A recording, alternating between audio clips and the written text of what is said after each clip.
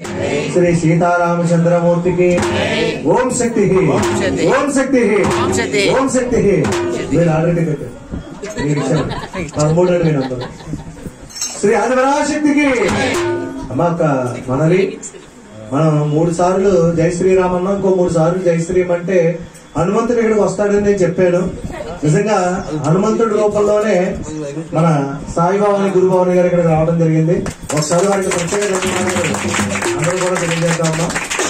ఎందుకంటే మన గురువు గారు హనుమంతుడి లెక్కే నిజంగా. ఎందుకంటే ఎక్కడెక్కడో ఉన్నటువంటి మహాత్ముల్ని మన దేశ స్థాయిలో అన్ని చోట్లకు వెళ్తూ ఉంటారు. హనుమంతుడు ఎలా వెళ్తాడో ఆకాశ మార్గాన్ని అలాగే ఈవేళ చూస్తే క్యాదర్ లో ఉంటారు, మండలి చూస్తే అరుణాచలంలో ఉంటారు, ఇంకో రోజు వస్తే విజయవాడలో ఉంటారు, ఇంకోసారి మొక్కమల్లో ఉంటారు. ఇలా 1 కాదు 2 కాదు, ఇంకోసారి అరుణాచలాన్ని దర్శనమిస్తారు. ఇలా ఎక్కడ గురువులు ఉంటే అక్కడికి వెళ్లి ప్రత్యక్షం అయ్యి వారి ఆశీస్సులు తీసుకుని మరలాంటి భక్తులందరికీ కూడా ఇవ్వడానికి మరలా మన సత్సంగాలకు వస్తూ ఉంటారు. మన సత్సంగాన్ని ప్రారంభించినటువంటి మన సాయి గురుభవాని గారు ఈ రోజు మన సత్సంగానికి ఈ ఆంగ్ల సంవత్సరం 2025లో మొదటి వారం మన సత్సంగానికి రావడం మన అందరూ అదృష్టంగా భావిస్తూ సాక్షాత్తు హనుమంతుడు ఇక్కడికి ఇచ్చేసినట్టుగా మనందరం కూడా తలుచుకొని ఆయనకి ప్రత్యేకమైనటువంటి ధన్యవాదాలు కూడా గట్టిగా చెప్తాం. మీ అందరికీ తెలుసో తెలియదో 30 సంవత్సరాల క్రితం భవాన్ని అందరూ వినండమ్మా, మాతలందరూ దయచేసి పీఠం దగ్గరికి ఎవరో రావద్దు.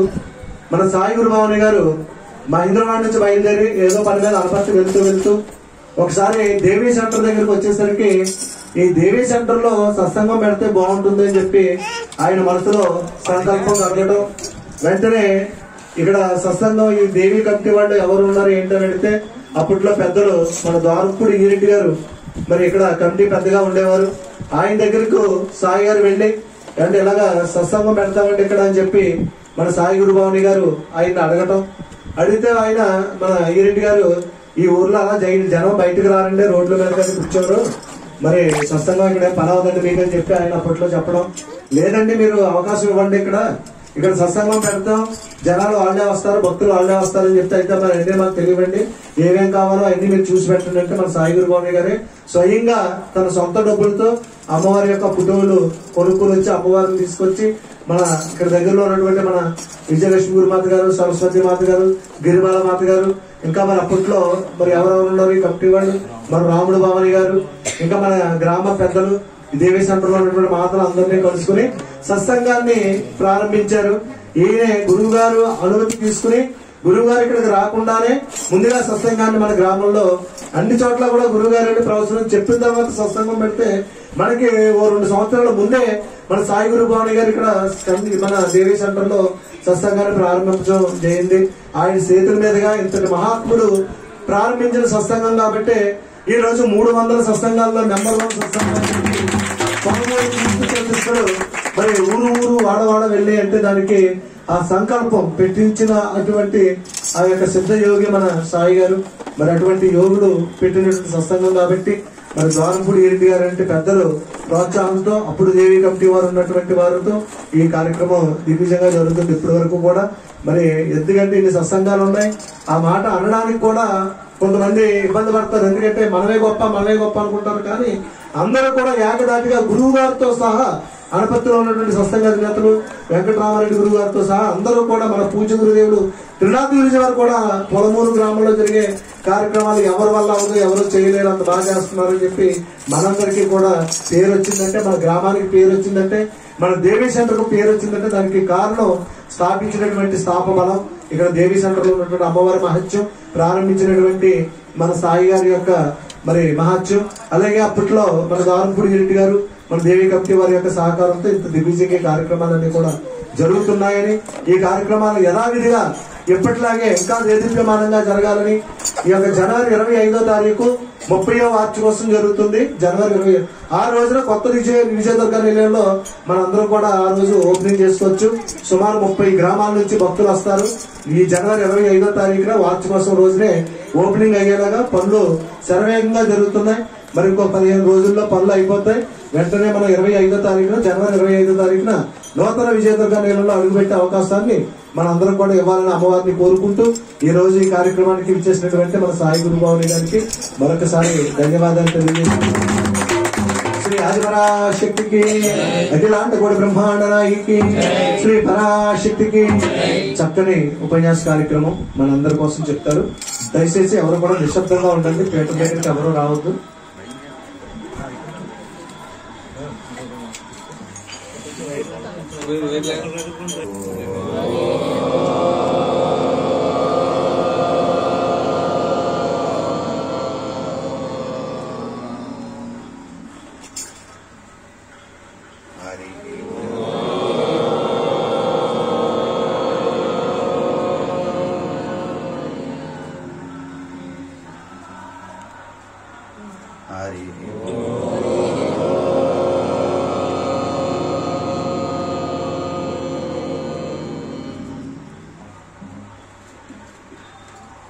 మా భక్తులందరూ కూడా రెండు చేతులు జోడించి నేను చెప్పింది చెప్పనమ్మా. ఓం శ్రీ మాతృదేవో భవ. ఓం శ్రీ మాతృదేవో భవ. ఓం శ్రీ పితృదేవో భవ. ఓం శ్రీ పితృదేవో భవ. ఓం శ్రీ ఆచార్య దేవో భవ. ఓం శ్రీ ఆచార్య దేవో భవ. ఓం శ్రీ అతిథి దేవో భవ. ఓం శ్రీ అతిథి దేవో భవ. ఓం నమో భగవతే శ్రీ సూర్యనారాయణాయ. ఓం భగవతే శ్రీ సూర్యనారాయణ. ఓం నమో నారాయణాయ. ఓం నమో నారాయణాయ. ఓం నమః శివాయ. ఓం నమః శివాయ. శివాయ గురవే నమః. శివాయ గురవే నమః. ఓం శ్రీ భూమాత్రే నమః. ఓం శ్రీ భూమాత్రే నమః. ఓం శ్రీ గోమాత్రే నమః. ఓం శ్రీ గోమాత్రే నమః. ఓం శ్రీ గాయత్రీ దేవ్యే నమః. ఓం శ్రీ గాయత్రీ దేవే నమః. ఓం శ్రీ గీతామాతాయే నమః. ఓం శ్రీ గీతామాతాయే నమః. జై శ్రీరామ్. జై శ్రీరామ్. జై శ్రీరామ్. జై శ్రీరామ్. బోలో భారత్ మాతా కీ. బోలో భారత్ మాతా కీ. అమ్మ అందరూ కూడా పిడికలు ఇలా బిగించండి. బోలో భారత్ మాతా కీ. బోలో భారత్ మాతా కీ.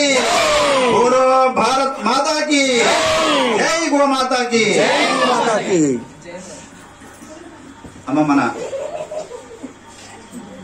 తూర్పుగోదావరి జిల్లా అనపర్తి మండలం పొలమూరు గ్రామంలో ఈ దేవీ సెంటర్లో ప్రతి శనివారం జరిగేటువంటి మన ఓం శక్తి సత్సంగం అధినేతలకు, సత్సంగ సభ్యులకు, గురుమాతలకు అందరికీ కూడా హృదయపూర్వక నమస్కారాలు తెలియజేసుకుంటూ మనందరి గురుదేవులైనటువంటి మాధవపట్నం త్రిశక్తి పీఠాధిపతులు శ్రీ జగన్మాత ప్రశాంతాశ్రమం వ్యవస్థాపకులు అయినటువంటి శ్రీ శ్రీ శ్రీ త్రినాథ గురుజీ గారి యొక్క పాదపద్మాలకి హృదయపూర్వక నమస్కారాలు తెలియజేసుకుంటూ మరి ఈరోజు త్యాగరాజోత్సవాలు జరుగుతున్నాయి అనపత్రం. మీకు అందరికీ ఆహ్వానం వచ్చి ఉంటుంది ఏమో. లాస్ట్ వీక్ వచ్చి చెప్తూ ఉంటారు రఘు గారు. ఈ వారం అక్కడికి కార్యక్రమానికి వెళ్ళి ఇలా వెళ్తుంటే శ్రీరామ్ శ్రీరామ్ అంటున్నారు. ఆ రాముడు తీసుకొచ్చాడు ఇక్కడ. శ్రీరామ్ శ్రీ రామ్. మనకి వేదాలు ఎన్ని ఉన్నాయండి? వేదాలు ఎన్ని ఉన్నాయమ్మా? 4 వేదాలు. ఋగ్వేదం, యజుర్వేదం, సామవేదం, అథర్వవేదం 4 వేదాలు ఉన్నాయి. ఇక్కడ మన ఈ కార్యక్రమంలో ఉన్నటువంటి భగవద్భక్తులు ఏమన్నా మేము చిన్నప్పుడు స్కూల్కి వెళ్ళలేదు, పంపించలేదు, మేము చదువుకుందామని ఇంట్రెస్ట్ ఉన్నా కానీ తల్లిదండ్రులు పంపించలేదు, మేము ఎవరో చదువుకోలేదు అన్న వాళ్ళు చేతులు ఎత్తాను. చదువుకోలేను, వాళ్ళు స్కూల్కి పంపలేదు, చదువుకోలేదు అన్నవాళ్ళు.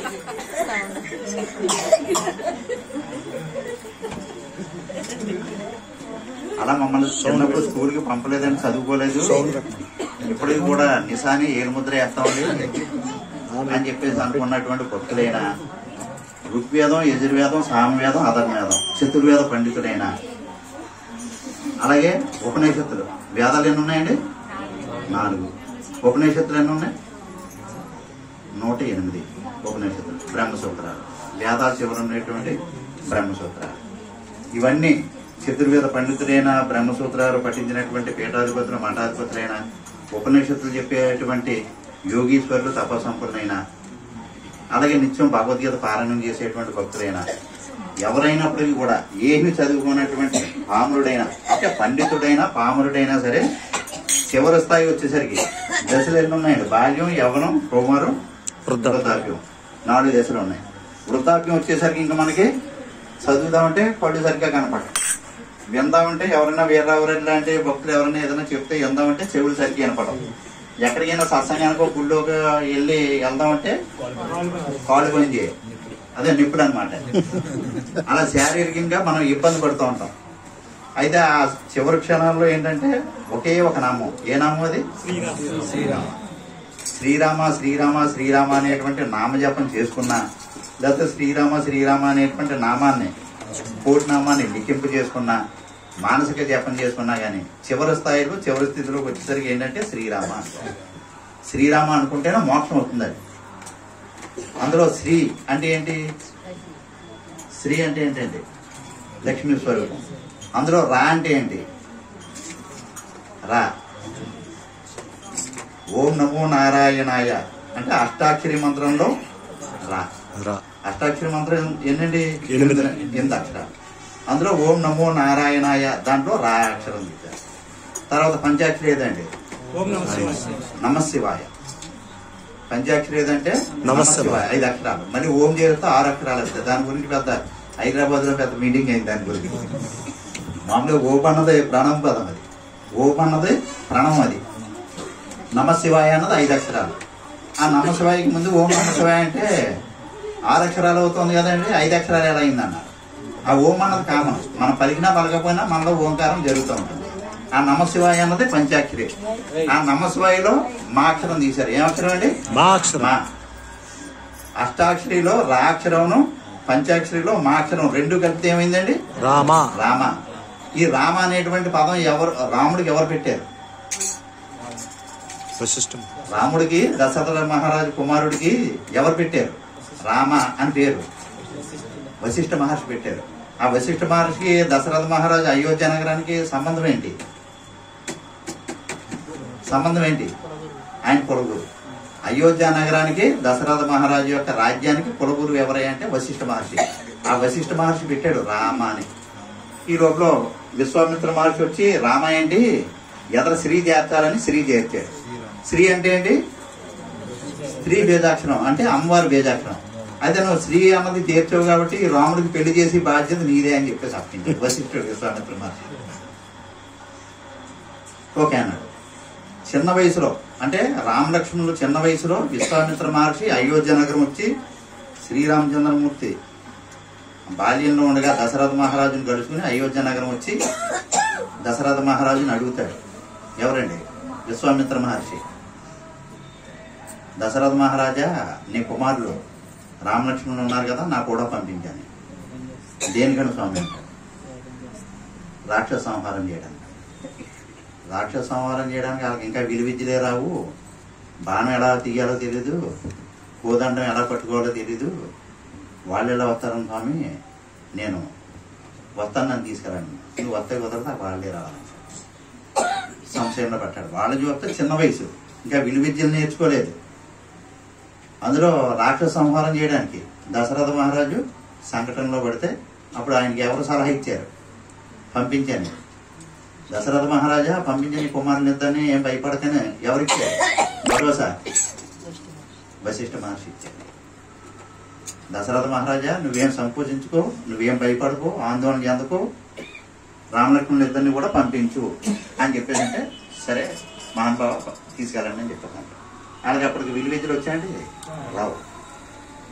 ఆ విశ్వామిత్ర మహర్షి అయోధ్య నగరం నుంచి బయలుదేరుతూ అలాగ మజిలీలు వేసుకుంటూ నడకే కదా అప్పట్లో.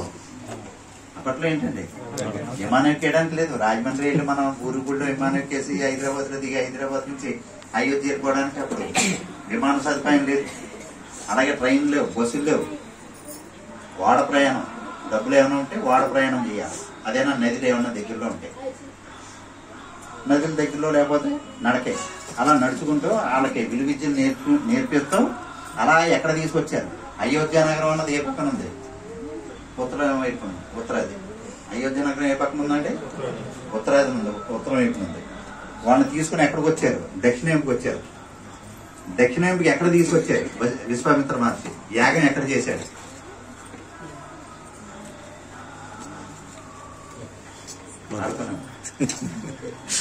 విశ్వామిత్ర మహర్షి రామలక్ష్మణులు ఇద్దరిని కూడా ఆ బాల్యంలో అయోధ్య నగరం నుంచి తీసుకుని ఎక్కడికి వచ్చి ఆయన విశ్వామిత్ర మహర్షి యాగం ఎక్కడ చేశాడు? రాముడు అని పేరు పెట్టారు. ఎక్కడ తీసుకొచ్చారంటే భాగ్యనండి. ఇది ఎవరికి తెలియదు. పశ్చిమ గోదావరి జిల్లా. ఎక్కడండి? పశ్చిమ గోదావరి జిల్లా తణుకు మహాపట్నం. ఏదండి? తణుకు మహాపట్నం. ఆ తణుకు మహాపట్నం ఒకప్పుడు తారకాసుడు పరిపాలించేటువంటి పట్టణం. అది తారకాసుడు పట్టణం కాబట్టి తణుకు పట్టణం అయింది. అది ఆ తణుకు పట్టణానికి 3 కిలోమీటర్ల దూరంలో గోస్తని నది అని ఉంది. ఏ నది అండి? గోస్తని నది. మనందరికీ కూడా దగ్గరలో ఏ నది ఉంది? గోదావరి తల్లి ఉంది. అక్కడ ఆ గోదావరి తల్లికి సంబంధించినటువంటి పాయ గోస్తని నది అంటారు. గోస్తని నది. ఆ గోస్తని నది తీర ప్రాంతంలో విశ్వామిత్ర మహర్షి యాగం తలపెట్టాడు. ఎన్నిసార్లు యాగం చేస్తున్నా గానీ రాక్షసుడు వచ్చి ఆ యాగాన్ని పాడు చేశాడు. ఆ యాగంలో మాంసం మొక్కలు, రక్తం ఇవన్నీ వేసేవారు. అపవిత్రం అయిపోతుంది కదా, చేయడానికి లేదు. మరి విశ్వామిత్ర మహర్షికి విలువిద్యలన్నీ వచ్చు కదా. విశ్వామిత్ర మహర్షికి విలువిద్యలన్నీ వచ్చు. మరి ఇక్కడ రామలక్ష్మణుడు విలువిద్యలు రానాన్ని ఎందుకు తీసుకున్నాడు? విశ్వామిత్ర మహర్షి బాణాలు తీసుకుని సంహరించేది కదా. ఆయన ఎందుకు సంహరించలేదు? ఆయన రాజే. విశ్వామిత్ర మహర్షి కూడా రాజే. ఒకప్పుడు రాజ్యాన్ని పరిపాలించేవాడు. అయితే ఆయన రాజర్షి అయిన మూలన, మహర్షి అయిన మూలనే విశ్వామిత్ర మహర్షితో సమానంగా, ఇది వశిష్ఠ మహర్షితో సమానంగా మహర్షి అవ్వాలనేటువంటి సత్సంకల్పంతో మంచి తపస్సు చేసి సాధన చేసి సాధించాడు ఆయన. అందుచేత మహర్షి అయిన మూలన, మహర్షి అంటే ఏంటి? జ్ఞాని. జ్ఞాని అయిన తర్వాత ఆయుధం పట్టుకోకూడదు.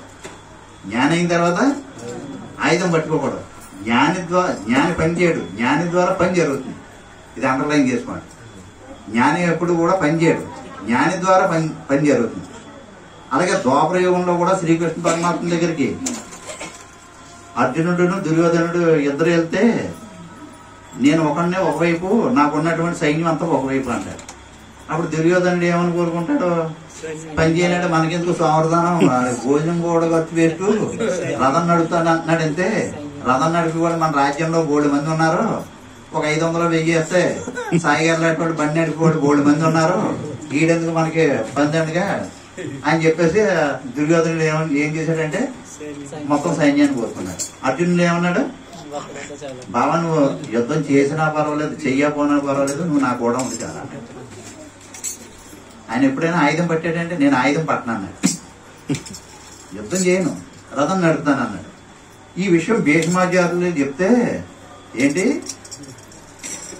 అర్జునుడు రథమే నడుపుతాడా, ఆయుధం పట్టనన్నాడా అని చెప్పేసి ఆయుధం పట్టనన్నవాడి చేత ఆయుధం పట్టిలా చేశాడు. అది భీష్మాచార్యులు అంటే. భీష్ముడు అంటే సామాన్యుడు కాదండి. భీష్మాచార్యులు అంటే సామాన్యుడు కాదు. ఆయుధం పట్టణం అన్నవాడి చేత పట్టిలా చేశాడు ఆ యుద్ధంలో, కురుక్షేత్ర మహాసంగ్రామంలో. అలా మళ్ళీ మనం ఈ త్రేతాయుగం నుంచి ద్వాపరయుగంలో వచ్చాం. మరి విశ్వామిత్ర మహర్షి ఎందుకు చేయలేదంటే రాజేషి కాబట్టి, జ్ఞానయ్యాడు కాబట్టి ఇంకా ధనుర్బాణాలు పట్టడు అని చేత రామలక్ష్మణులు ఇద్దరిని తీసుకొచ్చారు. ఈ రామలక్ష్మణులు ఇద్దరికి కూడా అనేక విద్యలు నేర్పి పశ్చిమ గోదావరి జిల్లా తణుకు మహాపట్నం దగ్గరలో ఉన్నటువంటి గోస్తని నది ప్రాంతం, అంటే వేల్పూరు, రేలంగి రెండింటికి మయాన్ని ఉంటుంది దగ్గర గోదావరి. గోస్తని నది, ఆ గోస్తని నది తీర ప్రాంతంలో ఈయన యాగం చేశాడు. మళ్ళీ పునర్యాగం మొదలెట్టి చేస్తుంటే అప్పుడు రాక్షసులు వస్తారు. రాక్షసులు వచ్చినప్పుడు రామలక్ష్మణులు ఇద్దరు కూడా ఈ యాగం జరుగుతుంటే యాగానికి పైన బాణాలతోటి, చూడండి ఇవన్నీ కూడా మనం ఎలా పెట్టారు, లైటింగ్ ఉందా, డెకరేషన్ ఎలా చేశారమ్మా? ఆ డెకరేషన్ పైన ఏముందండి? పెంకులు కానీ లేకపోతే డాబా కానీ ఉంటుంది కదా, స్లాబ్ కానీ డాబా కానీ ఏదో ఉంటుంది. అంటే సీలింగ్ ఏం చేశారంటే మన వీరరాఘవరెడ్డి గారు, అలా వీళ్ళు ఏం చేశారంటే బాణాలతో సీలింగ్ చేశారు. ఆ వామకొండలో వాళ్ళు ఏం వేసినా కూడా పడకుండా సెక్యూరిటీ చేశారు. అప్పుడు అందులో ఒక రాక్షసుని సంహరిస్తారు. ఎవరినండి? ఒక రాక్షసుడు. ఆ రాక్షసుడు మగవాడే. చంపేశారు. రెండో రాక్షసు ఉంది. ఆ రెండో రాక్షసు ఎవరు? స్త్రీమూర్తి. శ్రీరామచంద్ర, ఇక్కడ బాగా అర్థం చేసుకోండి, శ్రీరామచంద్రమూర్తి ఎవరు? క్షత్రియుడు. అంటే రాజుల కులంలో పుట్టినటువంటి వ్యక్తి క్షత్రియుడు. క్షత్రియుడికి కొన్ని ధర్మాలు ఉంటాయి. ముసరాలతోటి యుద్ధం చేయరు, చిన్నపిల్లలతోటి యుద్ధం చేయరు, స్త్రీని చంపరు, స్త్రీ హత్య చేయరు, స్త్రీని చంపకూడదు, స్త్రీని చంపకూడదండి, చిన్నపిల్లలతో యుద్ధం చేయకూడదు. కొన్ని నియమాలు ఉంటాయి. క్షత్రుడి యొక్క కొన్ని నియమాలు ఉంటాయి. కానీ అక్కడ దశరథ మహారాజు విశ్వామిత్ర మహర్షి తోటి పంచేటప్పుడు ఏమన్నాడు? రామలక్ష్మణులు ఇద్దరు కూడా మీరు విశ్వామిత్ర మహర్షి కూడా ఎలాంటి ఆయన ఏది చెప్తే అది తూచా తప్పకుండా చేయండి అన్నాడు. ఏమన్నాడు తండ్రి? మహర్షి విశ్వామిత్ర మహర్షి మీకు ఈ రోజు నుంచి ఈ క్షణం నుంచి ఆయనే సర్వస్వం, ఆయన ఏం చెప్తే చేయండి. ఇక్కడ సందిగ్ధంలో పట్టాడు. తండ్రి చెప్పింది జ్ఞాపకం వచ్చింది, విశ్వామిత్ర మహర్షి ఏది చెప్తే చేయండి అని. అక్కడ ఉన్నటువంటి రాక్షసి ఎవరు? స్త్రీ. స్త్రీని చంపచ్చా? స్త్రీని చంపకూడదు. స్త్రీని చంపడం మాట ఎట్టే పెట్టండి, ఏమనకూడదు కూడా. స్త్రీమూర్తులు అంటే ఈ భూమండలం మీద తిరిగేటువంటి ఆదిపరాశి. స్త్రీని ఏమనకూడదు. ఇక్కడ స్త్రీ హత్య చేయవలసి వస్తాం. అప్పుడు ఆయన బ్రెయిన్ ఉపయోగించాడు. మనందరికీ కూడా బుర్ర ఉందా లేదా అండి? అందరికీ బుర్ర ఉందా అండి? మన బుర్ర మనం ఉపయోగిస్తూ ఉండాలి, పదును పెడుతూ ఉండాలి. ఆ పదును దేని వల్ల అవుతుందంటే ఈ సత్సంగాల వల్ల వస్తుంది. దేనివల్ల అండి? సత్సంగాలు. ఈ సత్సంగాలకు రావడం వల్లే వస్తాయి. టీవీ దగ్గర కూర్చుంటే ఉన్న బుర్ర పోతుంది. మీరు టీవీల దగ్గర కూర్చొని టీవీ సీరియల్ చూస్తారనుకోండి, లేనిపోని వ్యామోహం మీద పడిపోతారు. సత్సంగాలకు వచ్చి మన సత్సంగాల్లో నామ సంకీర్తన చేస్తూ ఉపన్యాసాలు ఇంటూ వ్యాపారం చేశారనుకోండి, బుర్రకు పదును పెట్టినట్టు. ఇక్కడ మరి శ్రీరామచంద్రమూర్తి ఏం చేశాడు అన్నది మీరు మళ్ళీ వచ్చినప్పుడు అడుగుతాను, అప్పుడు చెప్పాలి. అక్కడ బుర్ర ఎడవపోయించాడు అని చెప్పాలి.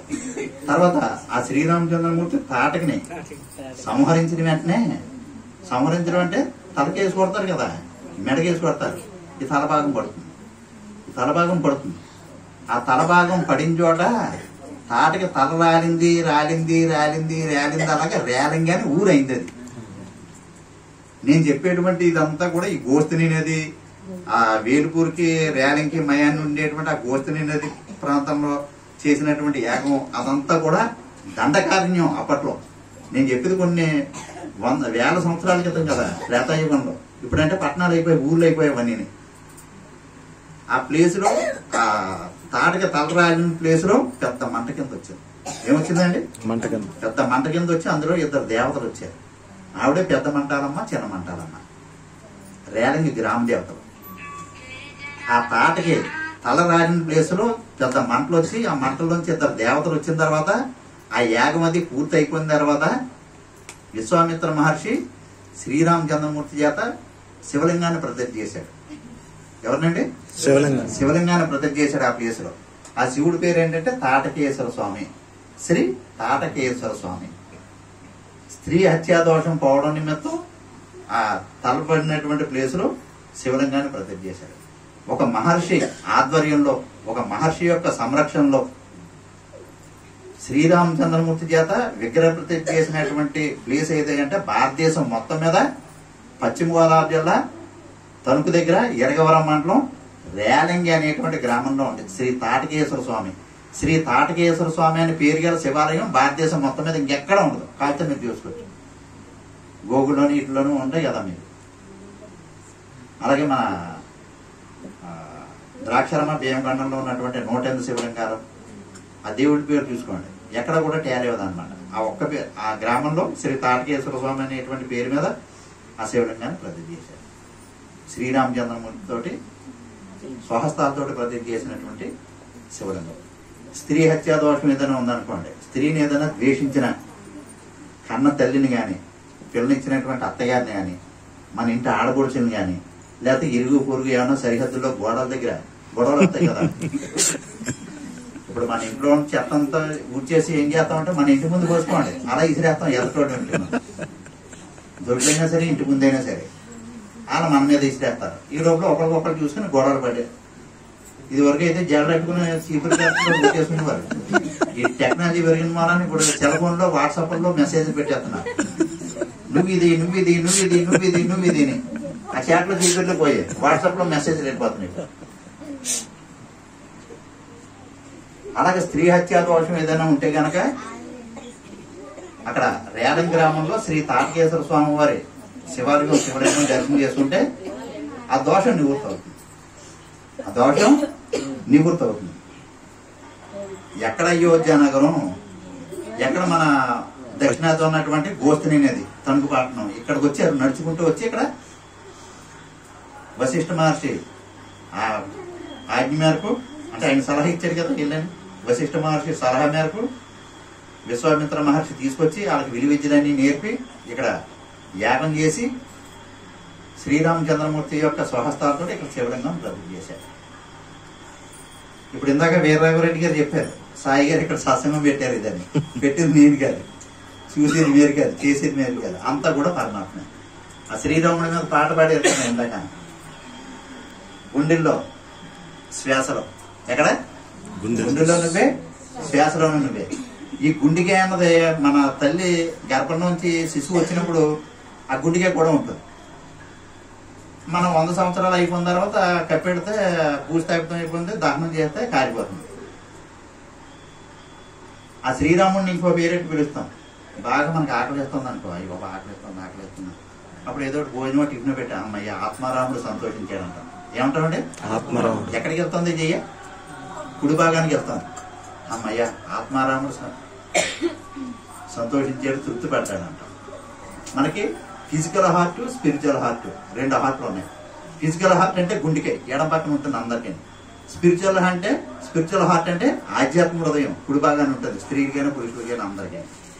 ఈ స్పిరిచువల్ హార్ట్ ఆధ్యాత్మిక హృదయంలో ఆ యొక్క శ్రీరామచంద్రమూర్తి ఆత్మగా, పరమాత్మగా, చైతన్యంగా, శాంతిగా, కాంతిగా, సైలెంట్ గా ఉంటాడు.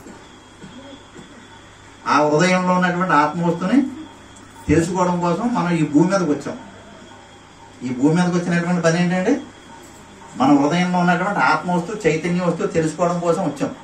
మీరు ఈ లోపల కాసుల పేరు, వడ్డానాలు, బంగారాలు, డబ్బులు, అపార్ట్మెంట్లు, సైట్లు, పొలాలు ఎన్ని కొనుక్కున్నా కానీ కొనేసుకోండి, కానీ కూడా పట్టుకెళ్ళలేదు. కొనేసుకొని సంపాదించండి, బాగా మంచి వయసులో ఉండగా డబ్బులు సంపాదించాలి. ఇప్పుడు ఈ రోజు నేను హాయిగా తిరుగుతున్నా అంటే వయసులో ఉండగా సత్సంగాలు పెట్టాను, నడి వయసులో ఉండగా 30 సంవత్సరాల వయసులో ఉండగా సత్సంగాలు పెట్టాం, వ్యాపారం చేసి 4 రూపాయలు సంపాదించి 10 సంవత్సరాలు బట్టి కూర్చుని తినేసి అలా తిరిగేస్తున్నాం. మా కుర్రాడు మనం ఫోన్ చేశాడు, ఎందుకు అలా తిరిగేస్తారు అనవసరంగా, ఆ బండి మీద అదిని కారు కొని పంపించి డ్రైవర్ని అది పెడతాను, కారు కొని పంపుతాను, డ్రైవర్ని పెడతాను, ఆ కారులో తిరండి అని. మరి కారు పెడతా నువ్వు కొని ఇవ్వడం ఏంట్రా, నేనే కొనుక్కోగలను, కారు పడతాను కన్నా. కారు పడతాను, కారు బస్సు పడతాం, ఎంత దూరమైనా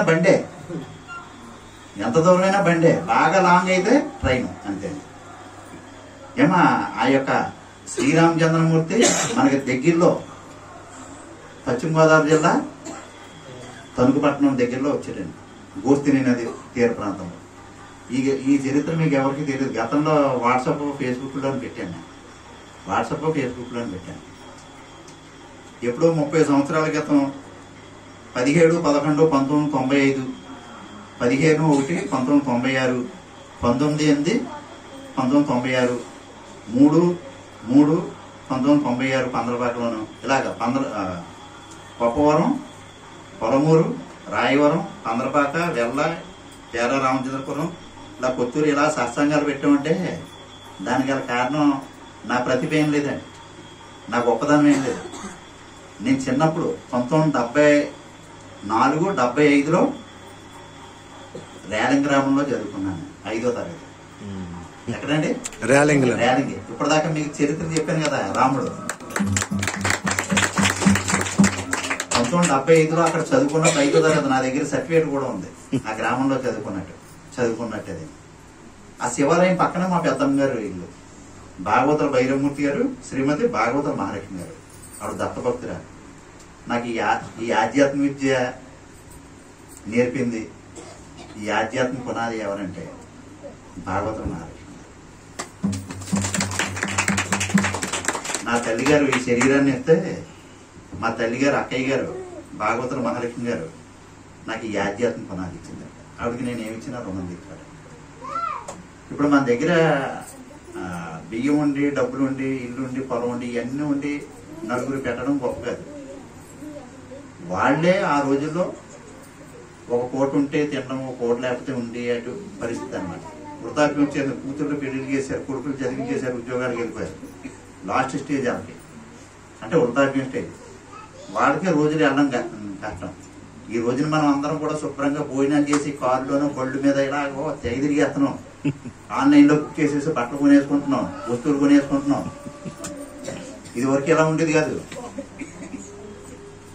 1980కి ముందు కాకపోతే పెద్దన్న అడిగాను, 1970 నుంచి 75 అలాగే 1900 మనకి స్వాతంత్రం 1947లో వచ్చింది. 1980 వరకు కూడా ఒక పూట ఉంటే ఒక పూట లేనటువంటి రోజులు మనందరికీ కూడా. ఈ రోజు మన ఈ తూర్పుగోదావరి జిల్లా, పశ్చిమ గోదావరి జిల్లా, ఈ 2 జిల్లాలో కూడా శుభ్రంగా ఫోన్ చేసి హాయిగా పడుకుంటున్నాం, శుభ్రమైన బట్టలు కొనుక్కుంటున్నాం అంటే దానికి మెయిన్ కారకుడు ఎవరు చెప్పండి? కాటందార్ మహాశయుడు. కాటందార్ అనుకోడు, ఆయన మహాశయుడు కదా, కాటందార్ మహాశయుడు. ఆయన ఉద్యోగం నిమిత్తం ఇంజనీరింగ్ గా మన ధవళేశ్వరం వస్తే ఆ ఉద్యోగం చేసుకుంటూ ఇలాగా ఎడ్ల బళ్ళును గుర్ర బళ్ళు వెళ్ళడానికి వంతునోడు కట్టవయ్యా అంటే కింద తూములు వేసాడు ఆయన. దానికి ఎస్టిమేషన్ వేయాలి గవర్నమెంట్ కి. ఏది అప్పట్లో బ్రిటిష్ గవర్నమెంట్ కి బ్రిడ్జి ఇలా కట్టాలి, ఎంత అవుతుంది ఏంటంటే సుమారుగా 1,00,000 రూపాయలు అవుతుంది అనుకోండి సుమారుగా 1,00,000 రూపాయలు అవుతుందని ఎస్టిమేషన్ వేసాడు. సరే మొదలెట్టా అన్నాడు. ఈయన ఏం చేశాడు, కింద తూములేసి గేట్లు పెట్టాడు. వాళ్ళు చెప్పింది ఏంటి, బ్రిటిష్ వాళ్ళు ఈ జిల్లా నుంచి ఆ జిల్లాకి వెళ్ళడానికి ఎడ్లబళ్ళు గుర్రబళ్ళు వెళ్ళడానికి వంతున వేయమన్నాడు. ఈయన ఏం చేశాడంటే కింద తూములు పెట్టి దానికి బ్రేక్ చేసేలాగా గేట్లు పెట్టాడు. ఎంత అయింది అప్పుడు? 1,50,000 అయింది. అంటే 1,00,000 రూపాయలు ఎస్టిమేషన్. 50,000 ఎక్స్ట్రా చేశాడు. ఇంక తీసుకెళ్ళి జైల్లో పెట్టండి. అడు బ్రిటిష్ ఆడే పరిపాలించింది, బ్రిటిష్ ఆడే లోపల జైల్లో పెట్టాడు. అప్పుడు ఆయన దగ్గరికి జవహర్లాల్ నెహ్రూ గారు, మన సర్దార్ వల్లభాయ్ పటేల్, గాంధీ గారు వీళ్ళందరూ వెళ్ళి కలుసుకుని, ఏంటి నువ్వు చేసిన పని మంచిదే, మరి ఎస్టిమేషన్ ఏంటి ఇలా చేసామంటే, మరి ఫస్ట్ 1,50,000 అంటే వాళ్ళు ఒప్పుకోరు, దొంగేదో మా వాళ్ళు, ముందే 1,50,000 అంటే అంత అవుతుందా అని చెప్పేసి వద్దంటారు, 1,00,000 వేసాను, ఇలా చేయడం మరి అలా ఎందుకు చేసామంటాడు. నీరు ఆఫ్ చేసి కావాల్సినప్పుడు అలా నీరు వదులుకోవచ్చు, వేస్టేజ్ గా సముద్రంలోకి నీరు అయిపోదు. ఇక్కడ యానం సముద్రం, కాకినాడ సముద్రాలు ఉన్నాయి కదా, యానం సముద్రం, అంతర్వేది సముద్రం, బంగాళాఖాతంలోకి నీరు వేస్ట్ కావదు. ఆ బ్రేక్ చేసుకుని కావాల్సినప్పుడు అలా గేట్ ఎత్తుకుంటుంటే నీరు వెళ్తూ ఉంటుంది, నీరు నిల్వ ఉంటుంది, నీరు ఎత్తడం ఉండదు. ఆ తర్వాత ఇవి కారవాల కింద చేసుకుని పంటలు అవి పండించుకుని చేసుకుంటే భోజనానికి లోటు ఉండదు అని చెప్పేసి చెప్తారు. అప్పుడు వీళ్ళందరూ సర్దార్ వల్లభాయ్ పటేల్, గాంధీ గారు, నెహ్రూ గారు వీళ్ళందరూ బ్రిటిష్ వాళ్ళ దగ్గరికి వెళ్ళి ఆయన చేసిన మంచి పని ఏంటంటాడు. మరి ఆ నీరు అలా నిల్వ చేయడం వల్ల పంటలు పండితే రైతుల నుంచి పన్ను పట్టుకోవచ్చు మీరు ఎకరానికి 150 రూపాయలు. ఇప్పుడు ఎకరానికి 150. ఇది వరకు ఏదో 2 రూపాయలు రూపాయి అంత ఉంటుంది. అని చేత పన్ను రూపాయలు మీకు బోల్డ్ డబ్బులు వస్తాయని చెప్పేసి అంటే అప్పుడు వాళ్ళకి బొలి వెలిగించారు మన వాళ్ళు. సరే అని చెప్పేసి విడుదల చేశారు. విడుదల చేసిన తర్వాత బ్రిడ్జి కట్టేశాడు కదా, తూములు వేసాడు, లోపల పెట్టేశాడు. మరి ఈ నీరు పంటల చేయాలకి రావాలి కదా. ఆయన గుర్రం మీద, ఇంకా దానికి బండి కూడా లేదు, గుర్రం మీద కూర్చుని గుర్రపు స్వారీ చేసుకుంటూ ఈ కేకారణ్యం ఇదంతా కూడాను,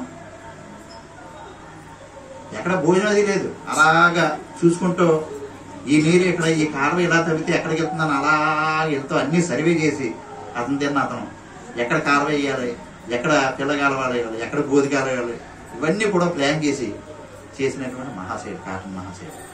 ఈ రోజున మనకి తాగడానికి నీళ్లు ఇబ్బంది లేకుండా, పంటలు పండించుకోవడానికి నీరు ఎప్పుడు కావాలంటే అప్పుడు నీరు అందుబాటులో ఉండేలాగా చేసినటువంటి మహాశయుడు ఎవరంటే, ఎక్కడో లండన్ లో పుట్టి మన భారతదేశం వచ్చి ఆంధ్రప్రదేశ్ లో మన జిల్లాలో ఈ బ్యారేజ్ కట్టి చేసినటువంటి మహాశయుడు ఎవరంటే కాటన్ మహాశయుడు. మనం అందరం కూడా ఆయన స్మరించుకోవాలి. కాటన్ మహాశయుడికి అసలు ఆ గోదావరిని తీసుకొచ్చినటువంటి మహానుభావుడు ఎవరు? గోదావరి తల్లి ఉంది కదా, గోదావరి తల్లిని తీసుకొచ్చింది ఎవరు? నాసిక్ త్రయంబకం నుంచి అది గంగమ్మ తల్లి. ఇది గౌతమ్ మీరు చెప్పింది కరెక్టే. గంగమ్మ తల్లి ఉత్తరాదిని భగీరథుడు. ఇది మన దక్షిణాదిని గోదావరి తల్లి గౌతమ్ మహాముని. గౌతమ్ మహాముని ఆశ్రమం ఎక్కడ ఉండేది? కొవ్వూరు. ఇవన్నీ కూడా మన తూర్పుగోదావరి జిల్లా, పశ్చిమ గోదావరి జిల్లా, ఈ 2 జిల్లాలో గోదావరి తీరం అంతా కూడా ఎంతో మంది మహర్షులు, యోగులు, తపస్సంపన్నులు వీళ్ళందరూ కూడా సాధన చేసి మనం ఈ రోజున హాయిగా శుభ్రంగా తినేసి హాయిగా సంబరాలు చేసుకుంటున్నామంటే మహానీయుల యొక్క తపస్సంపన్నులు, ఆ తపస్సిద్ధి వల్ల మనం అందరం కూడా ఈ భోగాలు అనిపిస్తున్నాం. అలాగే సరిహద్దుల్లో మిలిటరీ వాళ్ళు అందరూ కూడా కాపలా ఉన్న వాళ్ళని హాయిగా కాలు మీద కాలు వేసుకుని అనుభవించి రాజా అని హాయిగా పడుతున్నాం. జై జవాన్ జై కిసాన్, జై కిసాన్, జై జవాన్ జై కిసాన్, జై కిసాన్. జై జవాన్ అంటే సరిహద్దుల్లో, బోర్డర్లో ఉంటారు. జై కిసాన్ అంటే మన ఊళ్ళో ఇక్కడ ఊర్లో ఉండి రైతు కింద ఉండి మన అందరికి కూడా పంట పండించి పెడుతున్నారు. వీళ్ళిద్దరూ కూడా జై జవాన్, జై కిసాన్ అంటే దేశం బాగుండాలి, ఆ దేశంలో ఉన్నటువంటి ప్రజలందరూ కూడా బాగుండాలనేటువంటి సత్సంకల్పంతో చేసేటువంటి మహానీయులు ఎవరు? దేశం బాగుండాలి, ఆ దేశంలో ఉన్నటువంటి ప్రజలందరూ బాగుండాలి అని సత్సంకల్పం చేసేటువంటి వ్యక్తులు ఎవరు? గురువులు, యోగేశ్వరులు. యోగేశ్వరులు, తపస్సంపన్నులు, సిద్ధ పురుషులు వీళ్ళందరూ కూడా చేసినటువంటి ఇది. ఎవరైనా ఒక బ్రాహ్మడు ఉందండి, జపం చేస్తాడు, జపం చేసిన తర్వాత ఏమంటాడు, ఇదంతా నాకే రావాలని ఉంచుకోడు. ఆ జపం చేసేసి నీళ్లు, ఉదకొని నీళ్లు చేతులు వేసుకుని సర్వే జన సుఖనుభవంతో సమస్త సన్మంగళాన్ని బాగుందని ఈ భూదేవికి అర్పించేస్తాడు. ఈ భూదేవిని నమ్ముకున్నటువంటి మనందరం కూడా రక్షింపబడాలని. అయ్యాది ఎందరో మహానుభావులు, అందరికీ వందనాలు. మీకు టైం అయిపోయినట్టుంది, ఎంతోడు ముగించారు. మాకు మైకి ఎత్తాయండి అంటే అలా వెళ్ళిపోతూ ఉంటుంది. 2 గంటల ఉపన్యాసం, 3 గంటల ఉపన్యాసం. అంచేత మీకు ప్రత్యేకించి కొంతమంది ఎలాగ ఉంటారంటే, మనకి 4 దశలు ఉన్నాయి కదా, బాల్యం, యవ్వనం, కౌమారం, వృద్ధాప్యం. అలా 4 దశలు ఎలాగైతే ఉన్నాయో మన ఆధ్యాత్మిక భక్తులు కూడా ఒకరికి పూజలు అంటే ఇష్టపడతారు. 108 నామాలు, 1108 నామాలు, 1,00,000 నామాలు అలా చదువుతూ ఉంటారు. పూజలు అంటే ఇష్టపడతారు. ఒక స్థాయి అది. రెండోది అంటే అలా భజన చేస్తూ నామ సంకీర్తన పాటలు పాడుతూ ఉండాలనుకుంటారు. మూడోది ఏంటి, ఉపన్యాసం వినాలి, శ్రవణం, మననం. మన గోకవరం మన కోరుకొండ దాటిన తర్వాత గోకవరం ప్రతిరోజు సత్సంగం. మనకి రోజుకి, వారానికి 8 రోజులు సత్సంగం అంటే ఒక రోజే, వారానికి 1 రోజు సత్సంగం. ప్రతి శనివారం రాత్రి 7 to 9, 4 వరకు 9:30 ఏమా. అక్కడ గోకవరం అమ్మగారు, ఆవిడ పేరేంటి, లలితామాత గారు. ఆ లలితామాత గారు రోజు సత్సంగమే. అష్టాదశ పురాణాలు, వ్యాస భగవాన్ రచించినటువంటి పురాణాలు, అష్టాదశ పురాణాలు. ఒక పురాణం పట్టుకోవడం, పురాణం అంతా రోజు శ్రవణం చేయడం. ఆ పురాణం అయిపోయిన తర్వాత స్కాంద పురాణం, అయిపోయిన తర్వాత వాయు పురాణం, విష్ణు పురాణం, ఇలా ఒక్కో పురాణం అలా చదువుతూ ఉన్నారు. ఆ సత్సంగం అనుకోవడం కానీ సత్సంగాన్ని పేరు పెట్టుకోలేదు. అప్పుడైతే నేను వెళ్ళి అష్టాదశ పురాణాలు సత్సంగం అని పెట్టాం. అష్టాదశ పురాణాలు సత్సంగం. అలా మన ఓం శక్తి సత్సంగం ఎలాగో అది అష్టాదశ పురాణాలు సత్సంగం. అలాగే మనకి దగ్గరలో కుచికలూరులో శ్రీ రమణ సత్సంగం పెట్టాం. ఆ రమణ సత్సంగం అధినేత గారు చింతా రామకృష్ణారెడ్డి గారు. అత్తగూడలో శ్రీ రమణ సత్సంగం జరుగుతుంది 16/3/2024 మీరు అందరూ కూడా వచ్చారు.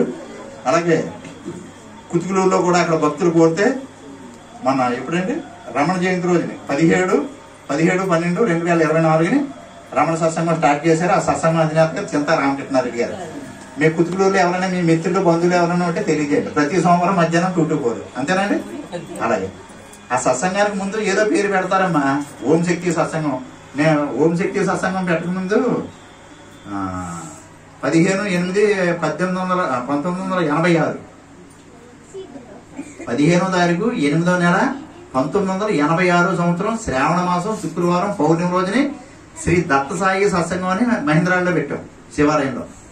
ఆ దత్తసాయి సత్సంగాన్ని పెట్టిన తర్వాత 87-88లో సాయిబాబా గుడి కట్టి సాయిబాబా గుడి ఏర్పాటు చేశాం. ఎంతో మంది స్వామి మహాత్ములు వచ్చేవారు. అప్పట్లో మన చుట్టుపక్కల ఎక్కడ గుడి లేవు సాయిబాబా గుళ్ళు. మొత్తం మన అనపర్తి నియోజకవర్గంలో 40-50 గ్రామాలు చూస్తే మొట్టమొదటి సాయిబాబా గుడి మహేంద్రాల్లో 1987లో. అలాగా ఆ సత్సంగానికి ముందు శ్రీ దత్తసాయి సత్సంగం, లేకపోతే ఓం శక్తి సత్సంగం, శ్రీ రమణ సత్సంగం, లేకపోతే అష్టాదశ పురాణాల సత్సంగం, సత్యసాయిబాబా సత్సంగం, షిరిడి సాయి సత్సంగం, మెహర్ బాబా సత్సంగం, ఏదైనప్పటికీ కూడా సత్సంగం అన్నది ఒకటే. దానికి మనకి ఇష్టమైనటువంటి పేరు ముందు పెట్టుకుంటాం, మనకి ఇష్టమైనటువంటి దేవతతో సంబంధించినటువంటి పేరు. అయితే ప్రతి మానవుడు కూడా, ప్రతి మనిషి కూడా సత్సంగం మాత్రం చేసుకోవాలి, సత్సంగానికి వెళ్తూ ఉండాలి. జగద్గురు ఆదిశంకరాచార్యులు చెప్పినట్టుగా సత్సంగత్వే నిస్సంగత్వం, నిస్సంగత్వే నిర్మోహత్వం, నిర్మోహత్వే నిశ్చలతత్వం, నిశ్చలతత్వే జీవనముక్తి. జీవన్ముక్తి. ఈ జీవికి ముక్తి ఎప్పుడు వస్తుంది అయితే సత్సంగానికి రావడం వల్ల. సత్సంగానికి మేము రావడం అని చెప్పేదంటే అలా జన్మలు ఎత్తుతూనే ఉండాలి, తర్వాత మీ ఇష్టం. ప్రాణాలకు చెప్పండి. మీరందరూ కూడా మహాభక్తులు వచ్చారు, చాలా సంతోషం. నేను ఎవరినంటే భక్తులకి సేవకుండి, మీలాంటి భక్తులకి సేవకుండి. భక్తుల దర్శనమైంది. భగవంతుడు గొప్పవాడా భక్తుడు గొప్పవాడు అంటే భక్తుడే గొప్పవాడు. ఎవరు గొప్పవాడండి? భక్తుడే గొప్పవాడు. అదేంటంటే భక్తుడు గొప్పవాడు ఎలా అవుతాడంటే కాళహస్తి వెళ్ళి చూడండి. కాళహస్తీశ్వరుడు గుడి కింద ఉంటుంది, భక్త కన్నప్ప గుడి పైన ఉంటుంది. అలాగే అరుణాచలం వెళ్ళి చూడండి, అరుణాచలేశ్వరుడు గుడి కింద ఉంటుంది. రమణ మహర్షి గారి ఆశ్రమం, స్కందాశ్రమం, ఇరుపాక్షులు కొండ మీద ఉంటాయి. అలా ఎక్కడ చూసినాను. అలాగే సింహాచలంలో ఉంటాయి శ్రీ వరలక్ష్మీ నరసింహస్వామి, ఆ గుడి కొండ మీద ఉంటుంది. ఆ కొండ మీద కంట ఆ పై కొండ మీద శ్రీరామ విశ్వమర్దాస్ జట్ల సాధుబాబు గారు 500 సంవత్సరాలు జీవించారు. ఆయన 1976 సంవత్సరం జూన్ నెలలో మన కోమరపాలెం వచ్చారు, రాయవరం వచ్చారు, పంద్రపాకు వచ్చారు. ఆయన 500 సంవత్సరాలు జీవించారు. ఆయన దర్శనం చేసుకున్నాం 1976లో. అప్పుడు 6వ తరగతి చదువుతున్నాం రాయవరం స్కూల్లో. అలాగా భగవంతుడి కింద ఉంటాడు, భక్తుడు పైన ఉంటాడు. అలాగే మనం అందరం కూడా ఇప్పుడు ఊరంతా కింద ఉంది, మనమంతా ఎక్కడ ఉన్నామండి అది. అంచేత మీరే గొప్పవారు. అమ్మ మరి నాకు ఈ అవకాశాన్ని ఇచ్చినటువంటి మీకు అందరికీ కూడా హృదయపూర్వక నమస్కారాలు. మన గురునాథ్ గారు రాలేదా? విజయలక్ష్మి గారు, విజయలక్ష్మి గారు ఉన్నారా? నమస్కారం అమ్మగారు. ఏమా నాకు ఈ అవకాశాన్ని ఇచ్చినటువంటి మీకు అందరికీ కూడా హృదయపూర్వక నమస్కారాలు తెలియజేసుకుంటూ, ఆధ్యాత్మికంగా మీకు ఏమైనా డౌట్స్ ఏమైనా ఉంటే గురుమాత గారు ఉన్నారు, తెలియజేస్తారు. ఆధ్యాత్మిక ఏమైనా డౌట్స్ ఏమైనా ఉంటే ఫోన్ చేసి తెలుసుకోండి. 9866594729. Thank you for all. జై గురు రమణ. జై గురు.